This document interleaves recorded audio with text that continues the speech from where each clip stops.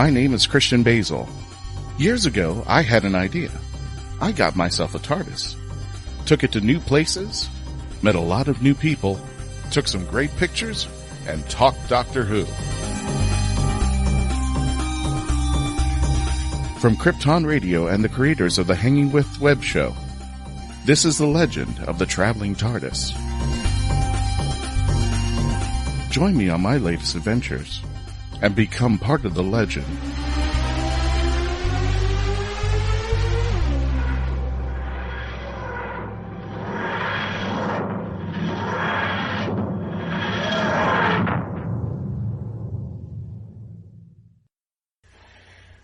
Ladies and gentlemen, welcome back to the Legend of the Traveling TARDIS. My name is Christian Basel. This is the Legend of the Traveling TARDIS radio show, whether you're listening to us on iHeart, iTunes, Spotify, Spreaker, wherever you're listening to us in the Hooniverse, KryptonRadio.com. We want to thank you for joining us, and for those of you who are new to our show, we want to thank you for coming on board. My name is Christian Basel. I am the host of this show, and we have some friends talking today, and our topics today and our question of the day is, how many of you were familiar with Terrance Dicks?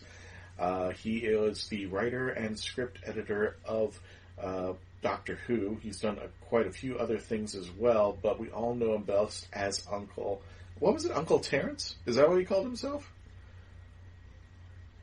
Yeah, everybody's shrugging their shoulders. Going on me. Gotcha. I think it was Uncle Terry or Uncle Terrance, but we've known as best as Terrance Dicks, script editor and writer for Doctor Who. But without further ado, let's go ahead and start the show. But let me introduce my panelists for today.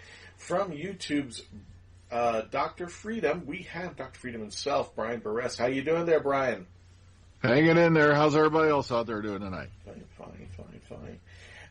And we have from Erie, Florida, you know him well as Mark Muncy, if you've been on the convention tour, especially around in the Florida area, where he is an author and does a lot of panels on the scary aspects of Florida itself. How are you doing, Mr. Muncy?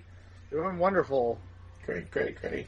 Well, guys, welcome there, and excuse me. Without further ado, we're going to start with the Who Knew News. For those of you who may be new to us, the Who Knew News is where we do our take on our version of Doctor Who news. Excuse me. Unfortunately, the Hanging With show team is not here. They're just recovering from Dragon Con.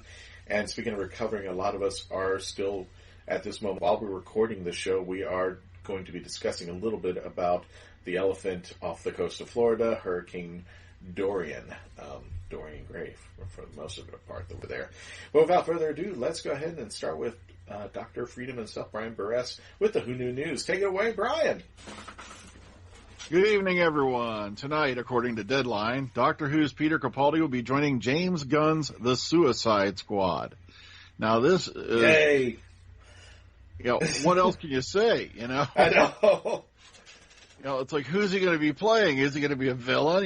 It's like, come on. It's like, that's just got me psyched alone. He better have some big role if they're going to be doing this. He better not be like what they did with Matt Smith in Terminator Salvation. He better not be a 3 to 4.5 minute cameo that's silhouetted that we couldn't see. That was just driving me insane. It was just like, really?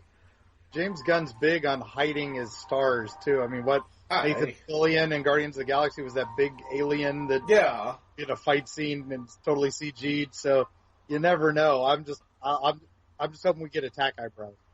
We will get attack eyebrows, but do you guys can even conceive what kind of character he would be? Which member of the Suicide Squad? Or do you think he's going to be a character outside of the squad?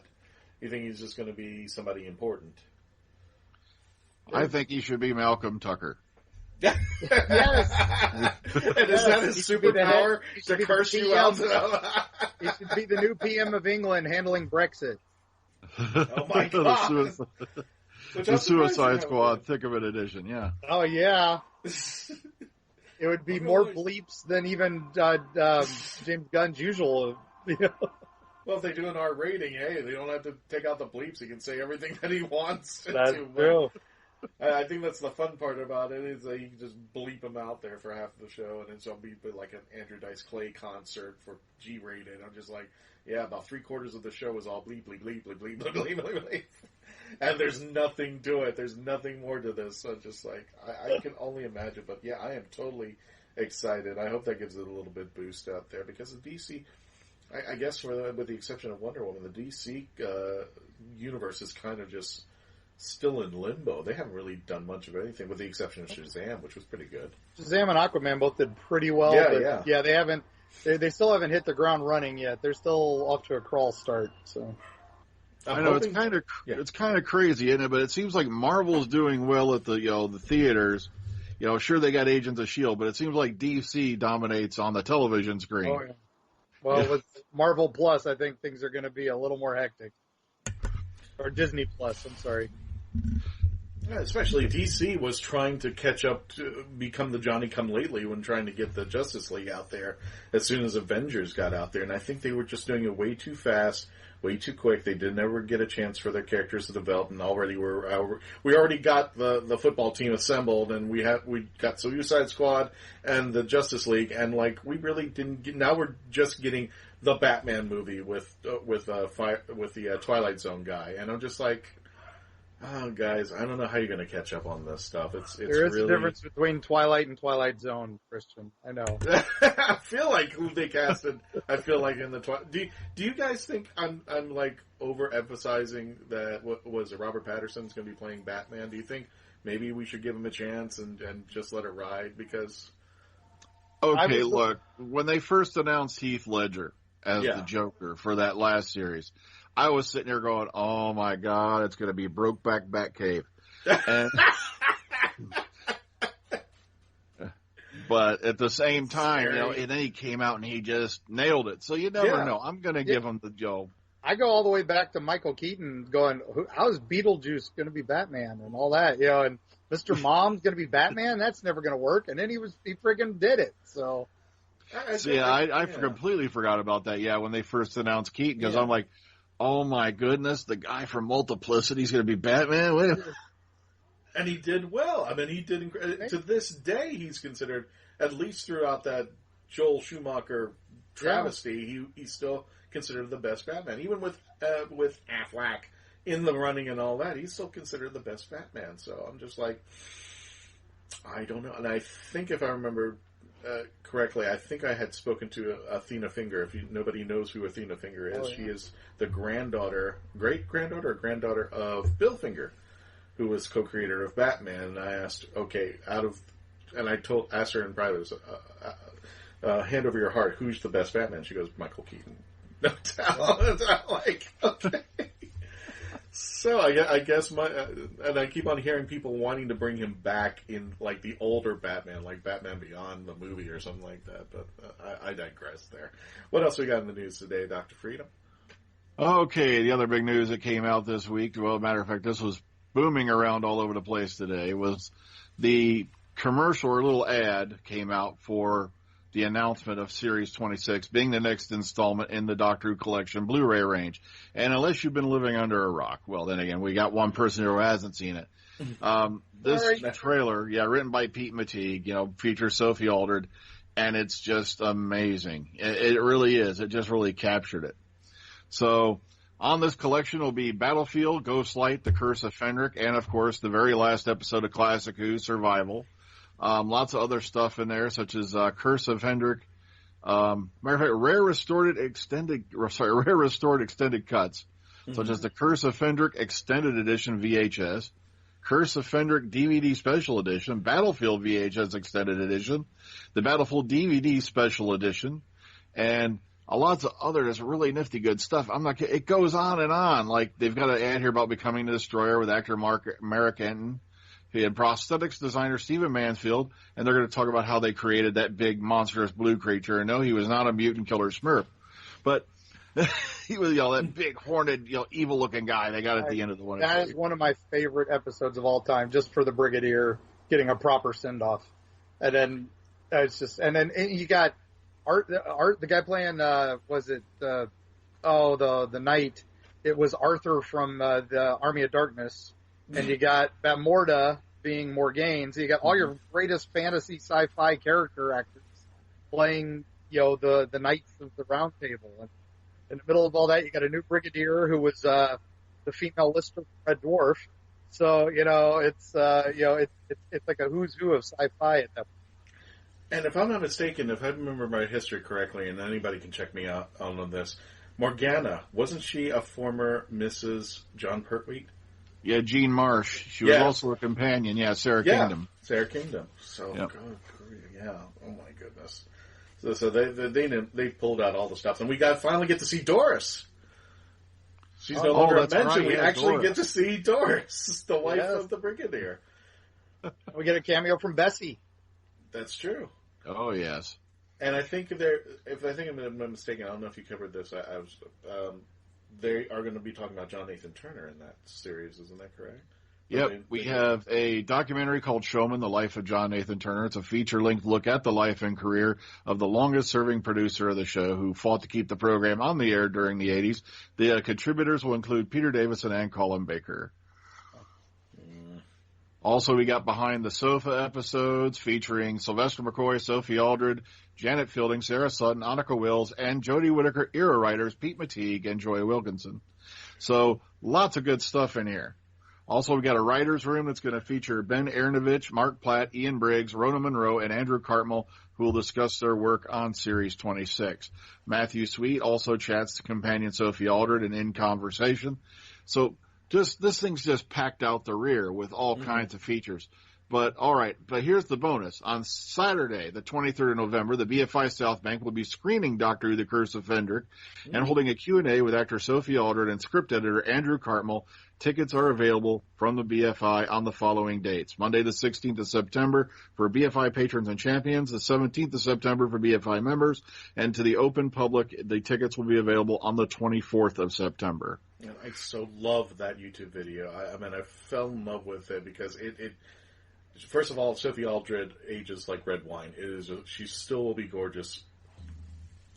Plus, she's probably one of the kindest people you'll ever meet and talk to. Yeah, absolutely. So, if you talk to her at all about Big Finish, she will go on for hours. So. I know. I've had her on my show a few times, and you get her rolling, and bam, that's all I can say. Awesome. Well, gentlemen, we've come up to a hard break, and when we continue, we're going to continue with the Who Knew News with Brian Burress from Dr.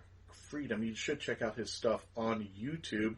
And we do want to talk about the elephant in not the elephant in the room, but the elephant out of South Florida, which is coming up to us. And we want to express to everybody all of our love, thoughts, and prayers go out to the folks in the Bahamas. As we are recording this right now, it's Tuesday, and it just is heading up towards Florida. So we want to give everybody our thoughts, love, and prayers, who was affected and who will be affected by the storm, Hurricane Dorian.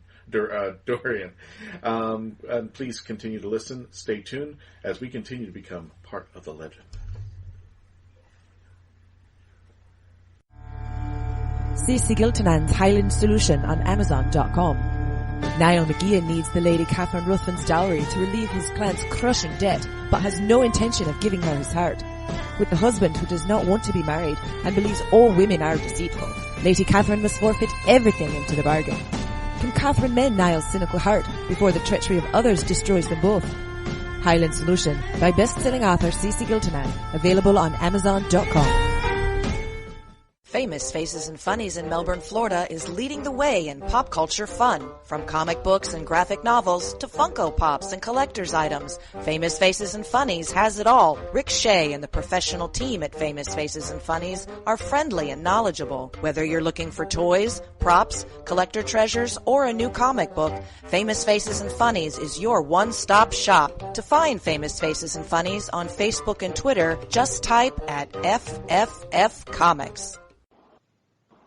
And ladies and gentlemen, welcome back to the Legend of the Traveling Tardis radio show. My name is Christian Basel. I am here with Dr. Freedom himself, Brian Burress, and I am here with author Mark Muncy of Erie, Florida. And we are continuing our discussion with the Who Knew News.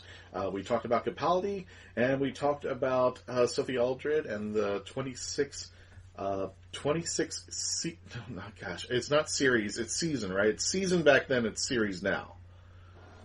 So it's 26 season box set with Sophie Aldred, and you got to check out that YouTube video if you get a chance. It is so awesome. It's only like a minute long of the scene where Sophie Aldred is with a charitable Earth organization, and she's standing in her what it looks like would be her office, and it's just when she finally sees I don't want to spoil it for you guys because it is awesome. But she finally sees in the background who it is, and she says that one word that I was expecting her to say, and she said it. I geeked out hard there.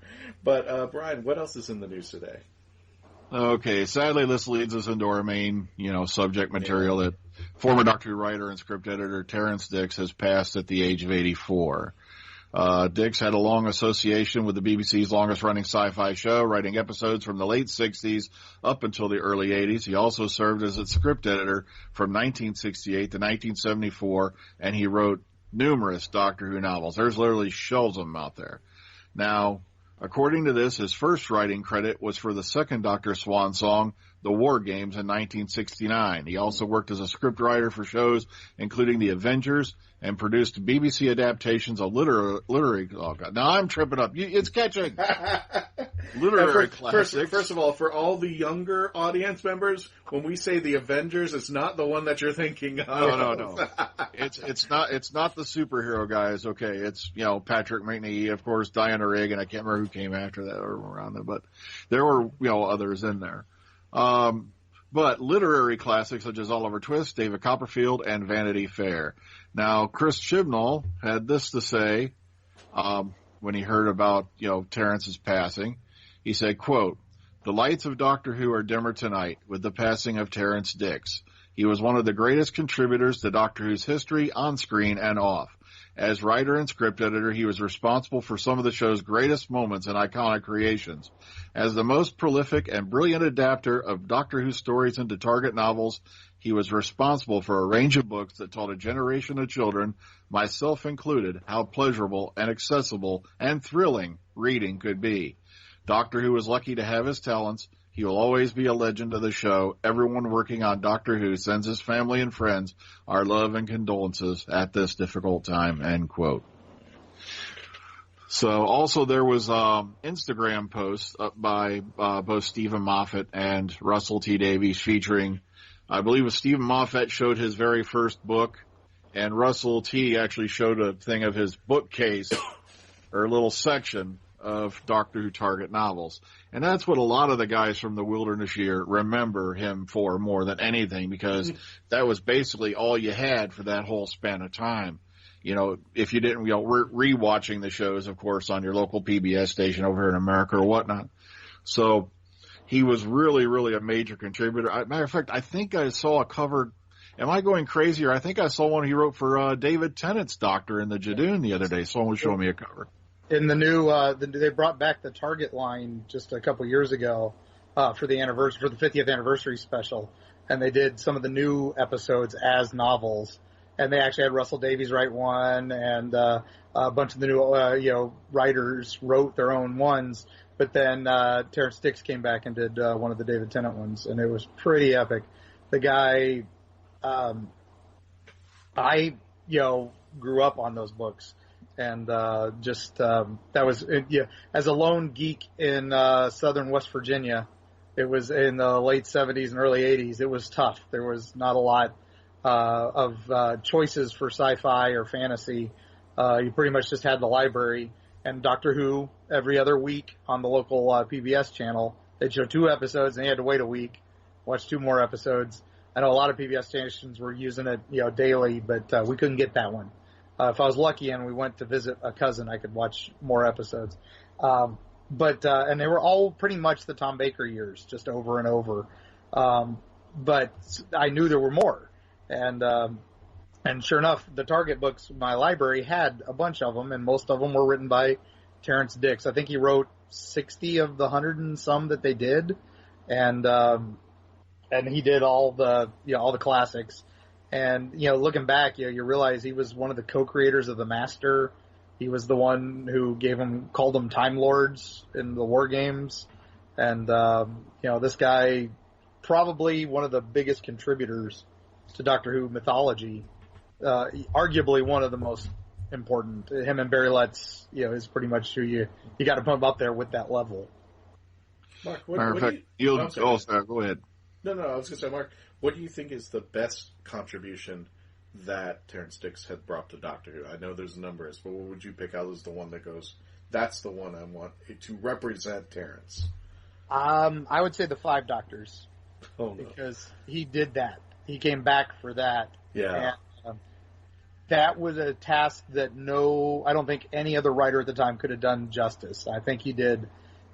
He moved mountains to make that script work and work in as much references as he could without it being daunting to people who don't know anything about Doctor Who, but yet enough for the fans. And and if you listened back in the day, I think it was one of the first episodes on DVD, and it had an amazing commentary track from him, and he's knocking the lines that weren't his. There was the bit where the guy's like, "Oh, is that the Doctor? Doctor Who?" He's like, "God, I hate that line. I hate it so much." And it's just amazing to hear. As a writer, when I've written a few scripts, and when they come out and they change them, you're like, why'd they do that? And so I could identify with that so much. But yeah, that's just an incredible task. The fact that he did that is amazing, and the fact that we have 2 showrunners now that grew up on his books. Mm-hmm. That'll tell you how influential he was. No, Brian, what were you saying? I'm sorry. Oh, I was going to add on this bit right here. In 2013, Dicks told the tech and science website The Register that he believed that the endurance of Doctor Who was down to its variety, but added that working on it was often a challenge. Quote, "When I arrived, the script situation was fairly diabolical and chaotic. They were often late, and shows were falling through. The most extreme so nothing's changed. Yeah, exactly. Nothing's changed. That part happened. Yeah. It's still crazy. But I love this bit here. The most extreme example I could think of is when a 4-parter and a 6-parter had fallen through, and then Derek Sherwin came into my office and said, "Terrance, we need a 10-part Doctor Who, and you're going to write it, and we need it next week." Okay, no pressure. So I worked with Patrick McNee on Superboy and Superforce way back in the day, and I'd say the late 80s. And I do remember talking to him about Doctor Who, and he was the Avengers back in the day, and he talked about Terrance Dicks, this crazy little writer in the writer's room, writing some of the creepiest scripts they'd ever gotten. And that's saying something, because the Avengers had a lot of crazy episodes. That was a very surreal show. And that, to me, was like, who is this guy? And I hadn't even realized I'd been reading his books for years. I was like, oh my gosh. When I got home and looked at my ratted collection, and I was like, oh my gosh, that's the guy. He wrote Horror Fang Rock. He wrote, what was the other, the one that scared me to death when I was a kid? State of Decay. Right. Oh gosh. Yeah. So he was good at horror. He was good at fantasy, and he was good at sci-fi, and he brought all that to Doctor Who, which I think is just, amazing. Oh, and I think it's 5 Doctors. I mean, I could just imagine that he was being pulled into that. Not only that, you had to go through the whole Tom Baker thing where he said he wasn't going to do it. And now, how do you write for one Doctor who's not going to even be there? And I think, if I'm not mistaken, the 5 Doctor book is nowhere near the 5 Doctor TV episode. There's some references to it, but they're not even in the ballpark, because I think 4th Doctor had a big role in the 5 Doctors. Am I correct to say on that notion? Because I hadn't read the book in full. I haven't read it in years, but I do think you're right. It is different. I remember It is different. Also wrote Brain of Morbius. Oh yeah, Brain of Morbius. Yeah, again, the Hammer horror inspired Doctor Who's. He was, I think he did. Well, like I say, he invented the Master. He did a lot of Pertwee's run. They basically entered the 3rd era, the 3rd Doctor era, and then he helped cast Tom Baker. He was one of the. Oh, he did that. He was one of the pickers. He was one of the guys that suggested him, and then.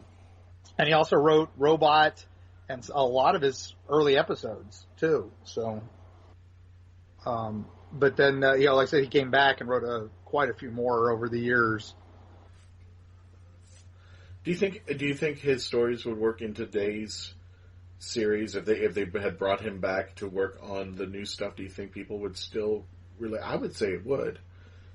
I know he worked a little bit on the Sarah Jane Adventures just as a consultant, which is why that show had such a great feel of classic Who. And he was the one who kept saying, "You got to bring the brig back," which was near and dear to my heart. So, but I don't know how he'd do on New Who. I don't know if some of his episodes are so deliberately paced. But they were writing for serials. They weren't writing let's do it in an hour. Some of the stuff that they'd write in a New Who episode, he would have done over 3 episodes. They do before the opening credits. Yeah. So. Now, here's something, because I saw a few interviews and I got to meet him. I didn't get to meet him personally. First of all, this is 2 vibes that I get from Terrance Dicks. and correct me if I'm wrong. I feel like he's the Bernie Taupin of Doctor Who. And the sense that you said you didn't even know this guy wrote as many stories as he did, let alone that you trailed it. And I think he's kind of the unsung hero of Doctor Who. Even though people know his name, he's kind of like that cousin in the corner. It's like, well, he comes out every now and then, but we're not exactly sure what he does. But we know he keeps the family together. Yeah, he's definitely not like John Nathan Turner or even Terry Nation because of the Daleks. Right. And stuff like that. But I think the right, the right fans know. The fans know, and that was just it. When I realized it at that point, that was before New Who came back, and that was still during the dark era. And then suddenly it was like, oh my gosh, this is, now there's this guy. And then when it came back, it was, especially about that time, I think the DVDs were starting to come out. The VHSs had really been booming, and I think that's when I started looking for Terrance Dicks episodes, and I think a lot of old school fans did too. So. Okay. Well, ladies and gentlemen, when we return, we're going to be talking more about the remembrance of Terrance Dicks, script editor and writer of Doctor Who and target novelization. When we return, please continue, become part of the legend.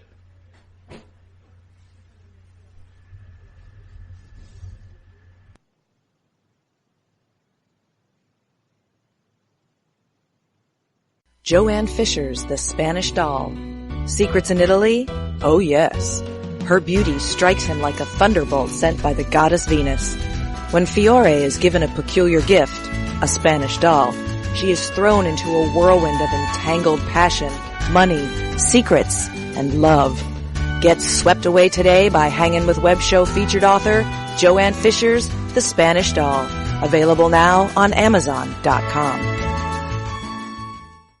Alien invaders enslave Earth, unleashing hunters into the ruin wastes. One young survivor struggles to elude their monsters, clinging to hope.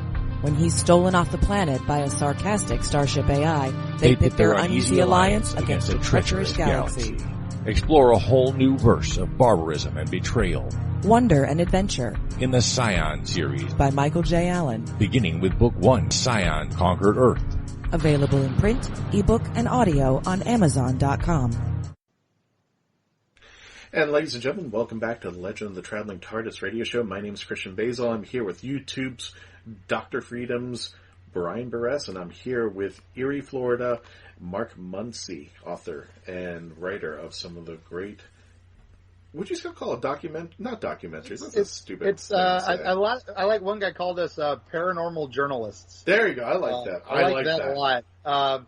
Yeah, we just, myths, monsters, legends, and storytelling. That's what I do. Well, gentlemen, I'm going to bring in something that we normally wait until the end of the show, but I'm going to bring it in because I do want your take on this. We did do the Legend of the Traveling Tardis radio show poll, and the question that was posed to our fans: how familiar are you with Terrance Dicks? Tell us your experience with him.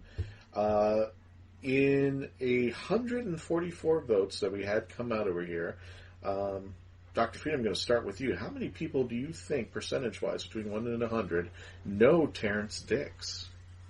Oh, heck, that's a good question because there are so many classic Whovians out there, but a lot of people embrace the show later. I'm going to take a wild guess and say 65%. Got it. Mr. Muncie, where do you think that number lies? Higher or lower than Dr. Freedom? Well, since our audience seems to be a bit more hardcore, I'm gonna go a little higher. I'm gonna say probably 75. 75. Well, Dr. Freedom's going to take it a little bit closer, gentlemen. It's going to actually drop to 57%. What? A little more than half of the audience. Well, I mean, in our demographics of the audience, we have a lot of a mixture. We have a mixed bag. We have classic, we have new, and you have like us, which are like the go-betweens. We know the difference between the two sets of who, and we have an appreciation for classic and new. We have all that stuff over there. But a couple of the readings that I have out here, let me bring up some comments. This one comes from Andrew Kennedy, and I was going to ask him what he meant by this. He goes, he was the wordsmith of my younger days. I don't know what a wordsmith is, but that's how he defined it. I guess it's like the blacksmith where somebody just keeps making stuff and just fine-tunes it pretty well. That's what I was getting. I should ask him about that there. There is a individual by the name of Allison Caitlin Dockery. The fact that some people don't know who he was is extremely disturbing. I'm like, I don't know if I want to put it in that category because I feel bad about people. Like I said, when I go to conventions and you meet the new kids who are learning about Doctor Who and then they accidentally slip up and say, David Tennant's my favorite second Doctor, and you just kind of sit there and go, yeah, let me bring you into the world of what's going on that you're missing out over there, because I can relate. We were talking about the 5 Doctors, and I've said this on previous episodes. I didn't know Tom Baker was number 4. Yeah. Let alone there was going to be a 5th Doctor. Yeah. So I never hold it against the kids when they come up to me and go, Matt Smith, he's a wonderful 3rd Doctor. I'm like, yeah, there's a reason why they keep bushing him around as 11, not 3rd Doctor, but I really, I don't hold or begrudge it, but yeah, not knowing I know about him, but I feel bad that I don't know much about him. And that's why I called him the Bernie Taupin, because all you see is Elton John. All you see is the show, but you never take a moment to breathe in and go, oh, what about that writer? The guy who created all this. The guy who took a step in all this. Gentlemen, what do you think? I have another comment, but gentlemen, what do you think? Why do you think it's only 57%? I've got to say it is the writers never get enough credit. That's true, and it's that's even rewatching any series. I particularly love rewatching the Joss Whedon, Buffy and Angel shows occasionally with my daughters, and I take points to find out who wrote my favorite episodes and who didn't. Right. And it's like, oh my gosh, and when you see Ben Edlund's name pop up, it's going to be a silly episode, and when you see Jane Espenson, you're going to have a lot of character development and stuff like that. And that's the same with Doctor Who. I've started learning, okay, if this guy's writing it, this guy's writing it. But New Who seems to have almost new writers quite frequently. They tend to not reuse writers very often at all, it seems to me.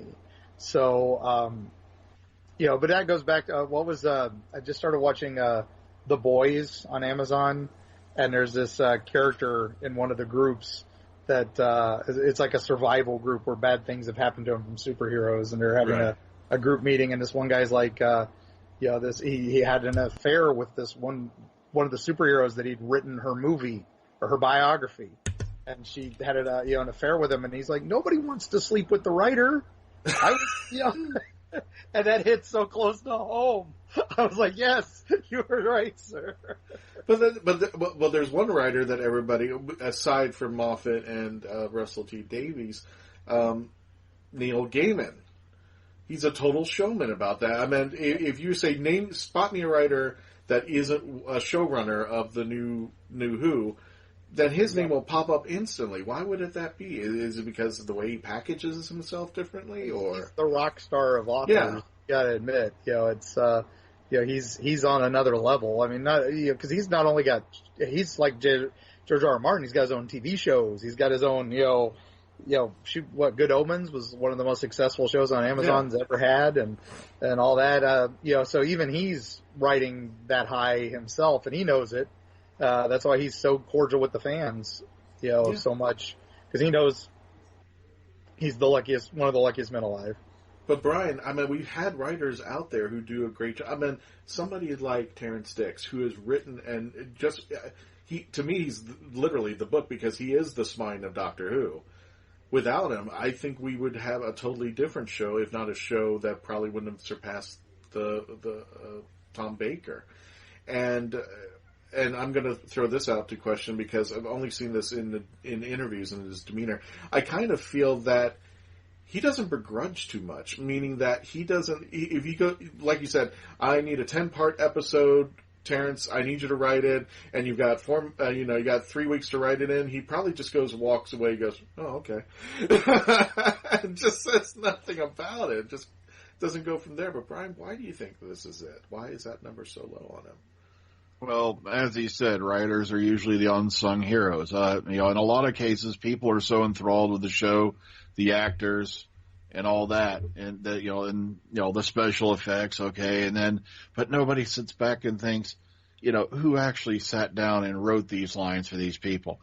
Like, you would be, trust me, it doesn't surprise me anymore when I'm at a con and I go, yeah, Philip Hinchcliffe, Robert Holmes, and then I go, Andrew Cartmel, and they're looking at me like, weren't they the lawyers that represented? No!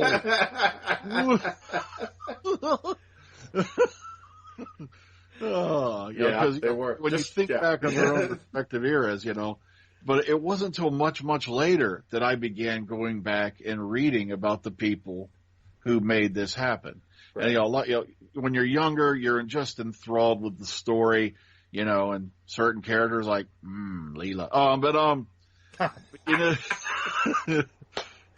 Speaking of people, and then later on, how did this happen? How did they create this? What was behind it? And then you go back when you're much older and you learn to appreciate. Okay, it took the work of all these people and this person who actually wrote this story to put that on the screen for you. And sadly, writers are pretty much unsung heroes these days.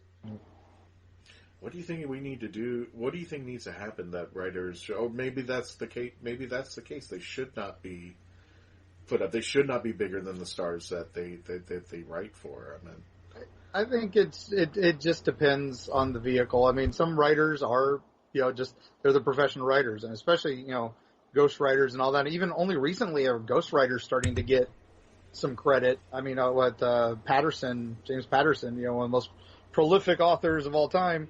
Mm-hmm. He has ghostwriters write a lot of his books, and only recently, as he started putting their names on the cover, he comes up with a story and stuff. And there's so many authors out there that are doing that.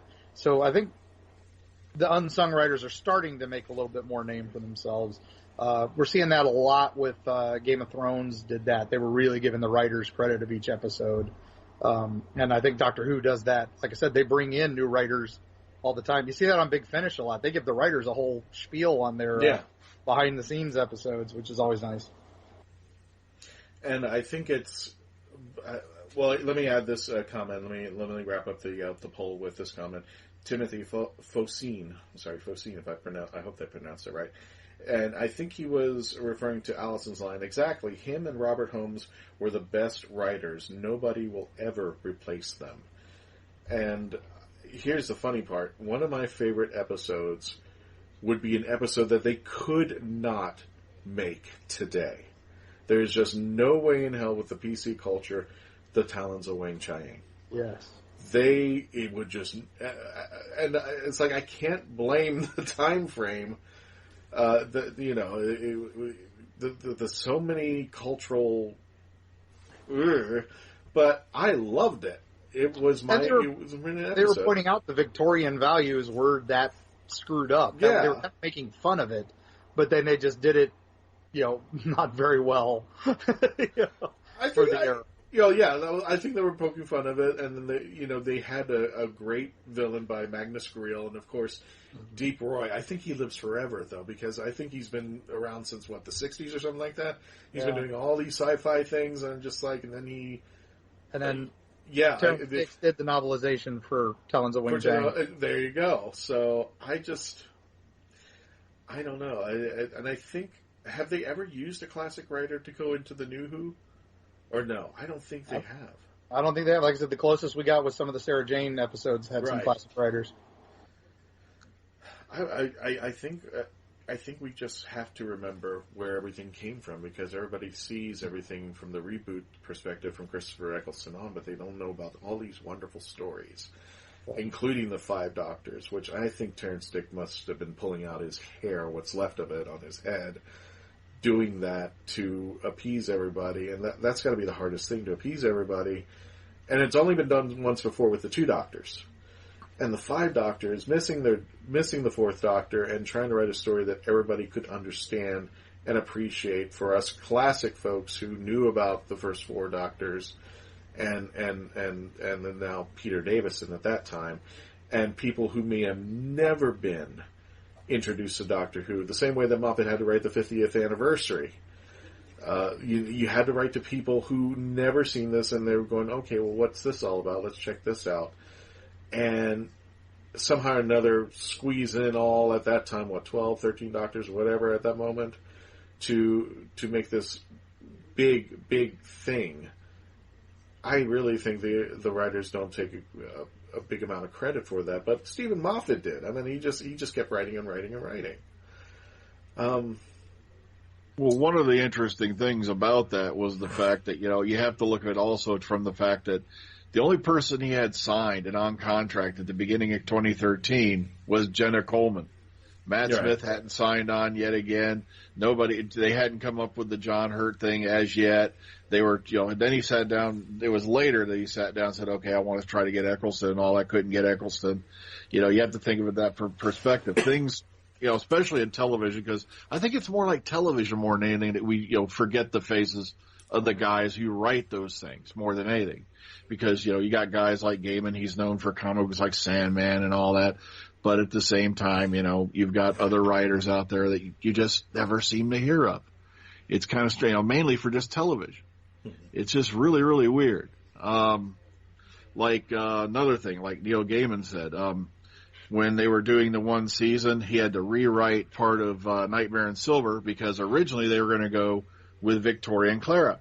So now, all of a sudden, last minute, they come in and go, no, we've decided we're going in this direction. So now he's got to rewrite all that stuff out and do that and have that script handed in. And a lot of people just don't realize it's not like, where you're writing a novel where you have all day long to do it. You've got deadlines. You're about to yank what's left of your hair out, and you've got to deliver. And it's just amazing these guys create these amazing things, under such pressure with such deadlines. And Gaiman also mentioned he was bringing both sets of Cybermen, the Cybermen and the Mendosian Cybermen. Like, wait a minute, how do they come back?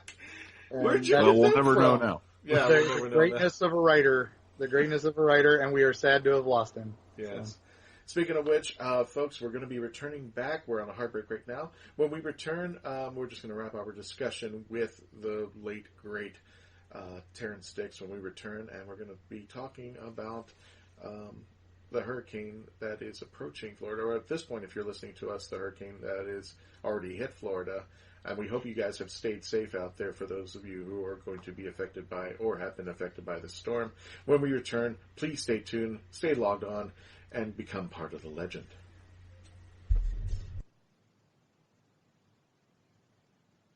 At Xavier'sManifestThyWill.com. Do you crave solutions to your everyday problems? Get rich, find love, and become happy. Xavier, Master of the Dark Arts, may have the powers you need to prevail. Don't give up because other spellcasters have failed you. At Xavier'sManifestThyWill.com. Life does not have to be as hard as you see it. Xavier, an astrologist and psychic, carries out rituals and casts spells conscientiously, and he has the power to prevail in situations deemed impossible by other spellcasters. At ManifestThyWill.com, see for yourself the difference real magic can make. Go to ManifestThyWill.com today.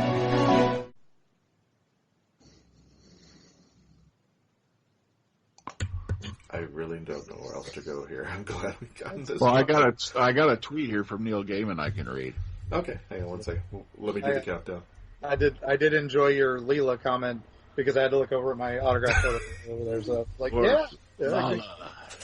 All right, let's do the wrap up, gentlemen. Our end time is 7:10. Ready? Sweet.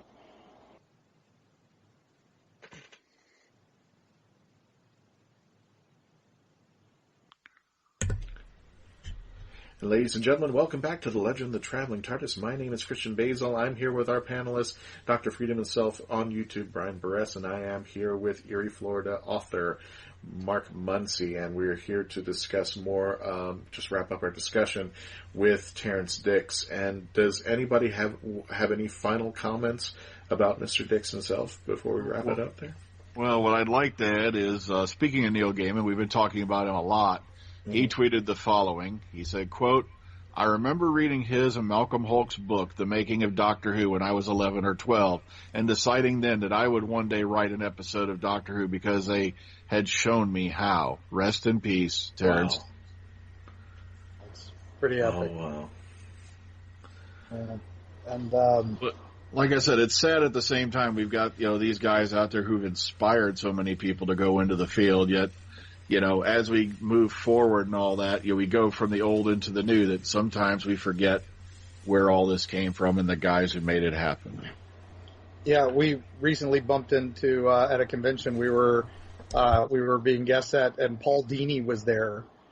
And I went over and was just thrilled, geeking out meeting Paul Dini because he created Harley Quinn and so much of that animated series, and everybody just assumed Harley was something from the comics. And here's a guy who made a character all on his own because he liked this one girl in the office, and he wanted to write this girl. He made her out of a character from a character in the writing office where he was writing episodes, and he based a character on her. And now she's so, she's talk about Suicide Squad, and then doing her own Birds of Prey movie. And again, that all came from one writer and one moment. And nobody, you ask anybody, who's Paul Dini? They're who? Some people will know, and then we go to this, and it's like, you talk Doctor Who, you get Gaiman comes up, Chibnall comes up, all these guys come up, and, John Nathan Turner for the classics, and, you might get Barry Letts, you might get some people who remember some of the early stuff who founded it and all that. But again, some of the writers just disappear, but at least I think Terrance got a lot of credit because of the Target books, because of so many key episodes, and just being a hauntingly good writer. And that alone to me is, your works are going to live on forever. So immortality, it's a blessing and a curse, as he wrote in the Five Doctors. So, but I think it's interesting. You were mentioning about how certain generations have learned from certain generations, and the first thing I come up in my mind is I sound like my dad nowadays, and it's like, before you had Pink, I had Pink Floyd. So it's just like, and then it's like, who? And I'm like, I remember the first time ever on the radio, I don't know why I'm going to this, it's just the discussion about that brought this up. I just remember when my oldies radio station added the 80s as part of being the oldies, and I just wanted to take my car and drive off a cliff when I heard that. But yeah, you do have to remember what came before, and I think what I appreciate about the new generation that's coming in, they do look upon the older stuff. I love the folks who will look at the new stuff and be so inspired by what they saw on TV that they'll go back and look at the classic stuff, and hopefully they'll go in there and learn those names of Robert Holmes, Terrance Dicks, Andrew Cartmel, and all the Douglas Adams. Douglas Adams, yeah. Oh yeah, Douglas, definitely. Who is one of the bigger names of the classic because he wrote The Hitchhiker's Guide to the Galaxy and then made a movie about that, which was rebooted a while back. Although it's hard to find his episodes because he wrote them all under assumed names, a lot of them. So yeah. City of Death, was it Douglas Agnew? I think was his name for City of Death. Yeah. But was he script editor or was he writer? He was trying to avoid the writing strike. Oh, okay. And how the one episode that we all wanted to see that was written by Douglas Adams become kind of shredded up, shut up. Yeah. And it was just because of the writer's strike, but everybody loved it, and there's been, 300 or 400 variations of it with Paul McGann, and Tom Baker came back and did it. And but they also used that for Five Doctors again with Terrance That's Dicks. true, yeah. There you Tom Baker's appearance. Everything comes full circle around out there. So I'm going to keep bringing it back. That's what I do. And I think that's what's wonderful about it, that the writers will always bring it back. And I'm hoping the new generation that come in, and that's the scary part. When I think about the new writers who have come out, can you name me one that hasn't had a position or as a showrunner? It's kind of hard to think, especially now in the new Jodie Whittaker series. I can't think of the name of one writer. Well, I really enjoyed Stephen Moffat until he became a showrunner. That's when it went all downhill. I was like Russell Davies. I thought he was great at writing first parts, but he was terrible at the two-parters. He just could not bring them home. He'd write himself into a corner, and then magic, happy thoughts make everybody win. So yeah. Plus, when you sit and think about it, the writers for the old series, for what it cost to film maybe 5 minutes of one of the new series, that was the budget for a whole serial back in the day. And you had to write not just a 1 hour episode. Some of these things went on for there was some that ran 7 parts or even longer. And that's, 25 minutes each. And then you have to deal with the fact you're working with a set that does wobble, does do this, but you knew the writing and the story for a series on that budget to survive as long as it did. There was a lot of magic in there, and you got to thank the writers, along with the showrunners, whoever supported them. And that was, we go back to Terrance again, back with Third Doctor, bringing it back to Earth, trapping him on Earth so that they could limit the budgets, they could limit the effects, and have the same cast every episode, so they didn't have to keep searching for guest stars, and then coming up with the Master, having an arch enemy, and that way he didn't have to keep coming up with new villains and all that. That's the brilliance of a writer too. Is you work with what you got. That's why I always make the joke, I'm glad social media didn't come along till many years later, because just imagine the fit there would have been on the equivalent of Twitter. What do you mean the Doctor can't go anywhere anymore and he's stuck on Earth? Well, there are only so many gravel quarries that can double as alien planets in England, so... And we always recycle the old sets or the old monster from anywhere there. What was it? The thing that I saw from when I think it was if I'm not mistaken, Moonbase costume was then reused in Star Wars or something like that, or one of the classic. Yeah, I was just like, but yeah, one of the things I loved growing up with Doctor Who, and I didn't realize that, is that even though I loved watching Tom Baker, I loved more the compliment of the writing that Tom was projecting out there. And I know that Tom went in there and, changed a few things out there, but even with John Pertwee and all the classic Doctors, including Patrick Troughton and William Hartnell, when they say those words that are written by these tremendously wonderful writers and put it on there, we forgive that the set was built by college students. We forget that the set was wobbly. We forget that the sci-fi wasn't all up to speed. We forget that we could make a monster out of anything we found at Office Depot. We loved what the writers were writing, and we loved how the actors were portraying it. And that, I think, is a testament to not only what a wonderful writer that Terrance Dicks was, but the influence that he has down throughout the generations, that we can say his name and people will still understand that. And I hope that is something that future generations never forget, that this is where it all started. Remember, you can't have Pink without Pink Floyd. You have to have a starting point, and without that starting point, where its origins come from, there's nothing for us to springboard off of. And I think that's the wonderful thing about the longevity of Doctor Who. That's why it's been such a thing where it's been constantly new and changing and all that, but it's always been by the best of the most talented people that we have. And I hope if we continue to see that as we go on past Jodie and past all the other Doctors in the reboot series. So that's just my take on it. But, well, go ahead. I see you wanted to jump in. One last thing was that he handled War Games, which was Troughton's last, and then he handled all of Pertwee for the most part, off and on, and then he handled Pertwee's last, into Tom's first. So, he handled 2 of the major changes to the series, this one writer, with a team behind him and a team on the camera too. So how do you, how else can you give this guy any more tribute than he did that? And then he handled the 5 doctors. That's, he's the first guy to handle all 5 at the time. Mm-hmm. And he also wrote 2 of the stage plays. Yep. Yeah, Doctor Who and the Daleks and the 7 Keys to Doomsday in 1974, and then he also wrote The Ultimate Adventure in 1989. And that couldn't have been easy,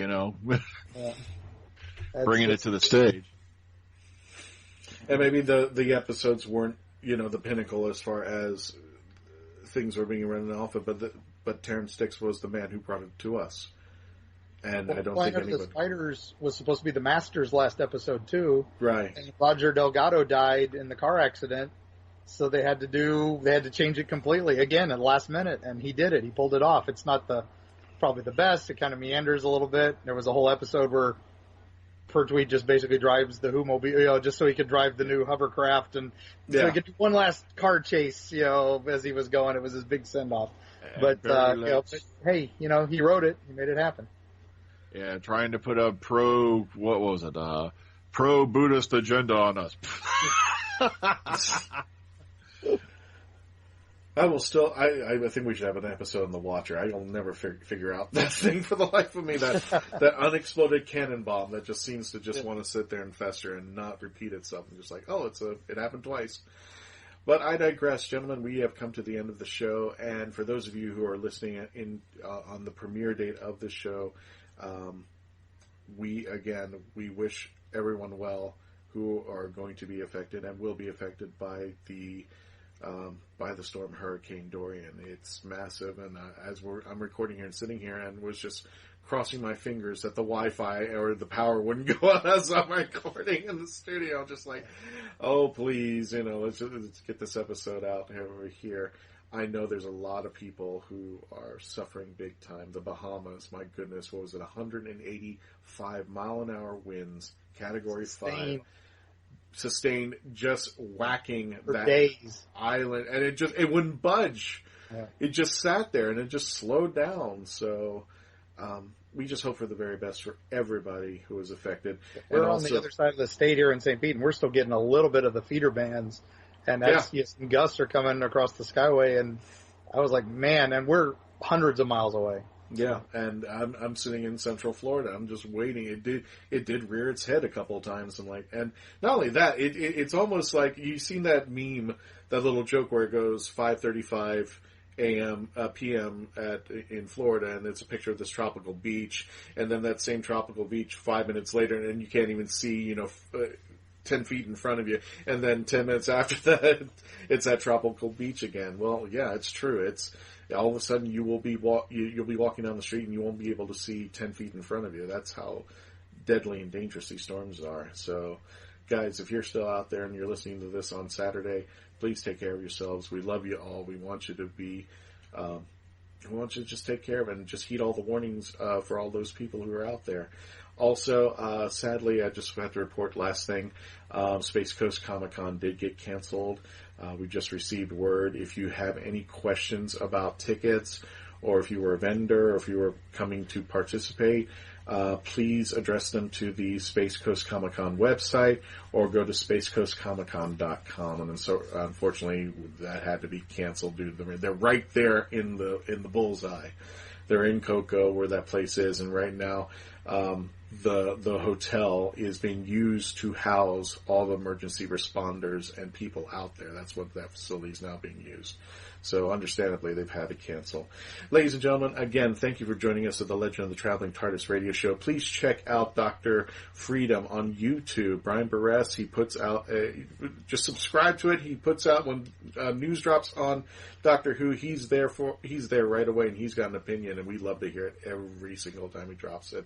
And don't forget Mark Muncy with Erie, Florida. Check out his stuff, his Instagram, and his Facebook page. Check out his books. You're going to love it, especially if you are a big fan of Florida and you're a big fan of the paranormal.